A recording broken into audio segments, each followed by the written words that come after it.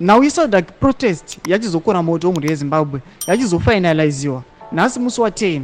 Tiri kuona kuti panapa SADC protest inozotanga musi wamangwana, musi wa11 nemusi wa12 ichihostiwa neZambia. SADC mashoko abudai nyogwa semashoko aringotendera kwese kwese vanhu ise varingomanzwa mashoko eprotest aya. Ndibva wasubscribe like otina on the bell icon.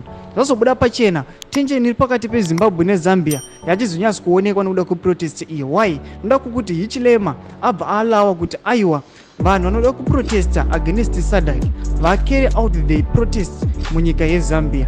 Vabva vatoti aiwa kunyange maZambians, kunyange maZimbabweans, kunyange maSouth Africans, mostly kunyanya maZimbabweans abva vapatendere kuti aiwa yaimuprotest against muchinoudza SADC aiwa nhau yamuri kuchema nayo kunyanya nhau yemaflood elections emuna 2023 nhau the human rights violation inoitika munyika yeZimbabwe. Vanhu vaona opportunity yekuti aiwa Zambia ilid the protest musi wa11 kusvika musi wa12 vachivaudza kuti aiwa you must stop the upcoming SADC summit. Inoda kuti aiwa Zimbabwe haisi kufara nekuda zvezvinhu zviri kuitika kwemaviolations ari kuitika ema-human rights. Pine comment section medu mbotudza mafundo enyu muri kudii pamusoro pemaprotest aya. Vanhu vazhinji zvazara nyika yese zviri kungozikanwa. Pine comment section medu saona kusubscribe kulike chotina on the bell icon.